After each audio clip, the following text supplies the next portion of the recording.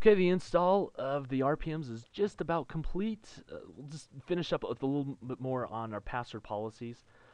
We're getting into, again, we have the password policy at the O level and at the B. You notice C does not have a password policy assigned. That's for a reason, and to demonstrate problems if you don't have a password policy assigned and you say during the configuration that you do. Problems that will occur.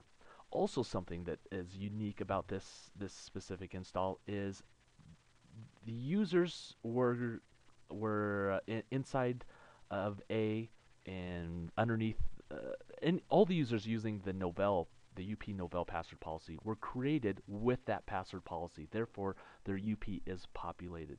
The users in B, this is for our demonstration, they were created before the password policy was assigned, and their passwords have not been changed. Therefore, they do not have a UP enabled on these users or set up on these users. We'll show you how to detect that later on in another video of the install of DSFW.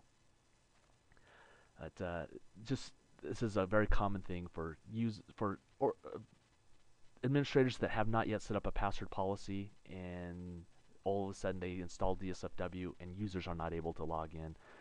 That will be basically what B is like, since we're going to be using an existing password policy. Just to show you also, if you do view a password policy assignments, you can see what users are assigned. So if we look at C, C has no password policy, therefore this C is going to have troubles authenticating into the domain once we have it set up. B users, and this applies for all the users underneath the B and the sub containers below it, or child containers below it. B does have a password policy set up, and just to verify that the the users directly underneath the O, they have their password policy. That's what they're showing as being assigned. And if we look at users A, we see that they have the Novell password policy. If we continue to go down the tree, since there's no child partitions below A, all those users will also have it too, but they will show the exact same. So now we are on to our install, or the configuration piece of the install of DSFW. So here's our new tree and existing tree. So again, non-name mapped and name mapped. We are doing a name mapped. We're mapping to DSFW underscore tree. You can just leave these default. I like to remove the secret store. If you're not using secret store, no reason to have it enabled. You can go and enable that in your ndsmodules.conf later on if you decide to use secret store. Not a lot of people, I shouldn't say not a lot of people, usually specific servers are used for secret store, so we're not going to use that at this time. We're going to need to point to our replica server, and this is the replica of the O partition. It's recommended that the server also have the server that you're pointing to also has a replica of root. If it doesn't, it would be best to extend schema beforehand. Let me I'll get that set up here in a second and show you how to do that. Alright, so if we go into YAST here and when we click on our Novell schema tool, this will allow us to extend OES schema, specific services, in this case DSFW. If you are doing an upgrade from OS 2 to SP3, I highly recommend extending schema beforehand. If you don't already have, I would install either an OS 2 SP3 server, eDirectory server into your tree so that you could use a schema tool, or there is a download that you can do to extend schema, or you can just grab the msds.sch file off and manually extend schema. But if you run this tool, and so this tool is now starting up, once you to authenticate.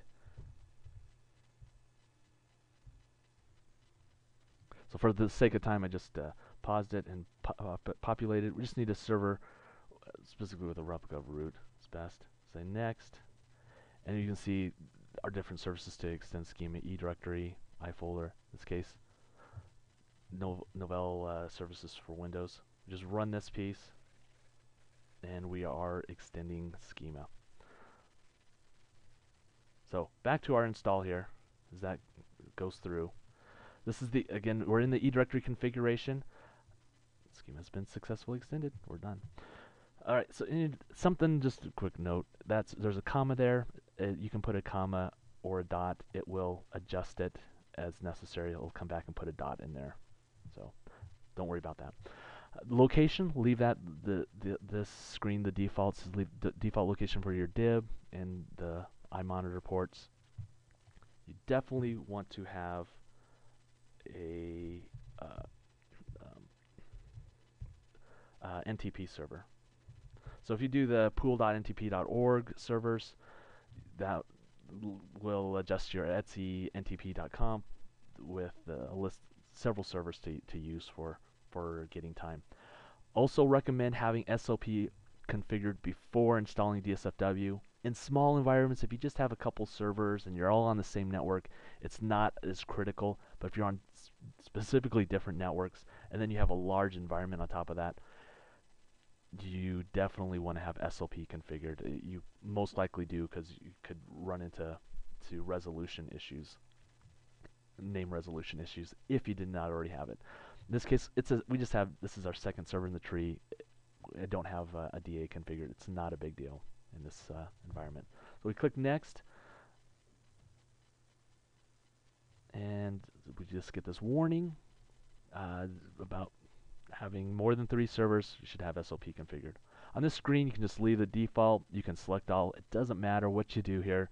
It's going to install the modules that are needed. Now this screen here is, we're done with our eDirectory and Nmap piece of the configuration. Now we're on to the actual DSFW piece. This here, we're doing our new forest and a new domain. This is for doing a new domain. So if we want to do another domain in our existing forest, so this would be underneath our first domain, that's that option. And if we want to do another domain controller, that's that option. In this case, this is our very first one, so this is it. As you see, here's the domain name, keying that off of the etc host file, and our NetBIOS name. If there was a conflict on the network, you would get a notification of that. We're going to go with DSFW as for our NetBIOS name. Okay, and now our password for our administrator, you can see it's a DC. You actually be able to do searches with a DC, even though we do not actually have an object with DC equals DSFW and with this specific context. But that is our domain. It's perfectly fine. Say next. And this screen is critical. This is where you are actually mapping to. So we are mapping to O equals Novell. We'll get a reminder of that just to make sure that's correct. This, make sure that we have our KDC, or if we had a Novell KDC and we wanted to migrate it to our Novell, our DSFW domain, since Novell KDC is not supported anymore. If you have it, this is your upgrade option. Just select this and it will migrate your realm.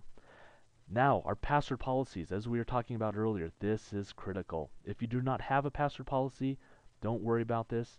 If you do or are planning on having a password policy, use this and go back and assign a password policy.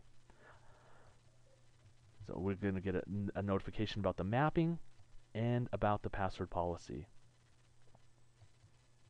And this is new to OES 2 SP3. This is our OES, our proxy user configuration. I'm just going to take this and copy it and use it for the next piece. This section is DNS configuration. We're just about done. If you have a Novell DNS server, definitely use the same locator object. It will save you a lot of headaches as far as administering DNS. We don't. We're just going to install it in the same container as our DSFW server, which will be this OES system objects. So I'm just putting it all down the line here. Use secure LDAP and use CASA for your credentials for your user. Again, cannot emphasize more than enough on using the same locator object if you already have a DNS server, a Novell DNS server in your tree. If you have multiple locator objects, there will be conflicts, or you will not see all of your all of your zones to manage. All right, that's the end of this section, and we'll pick up on the next part of the install in the next video. Thanks.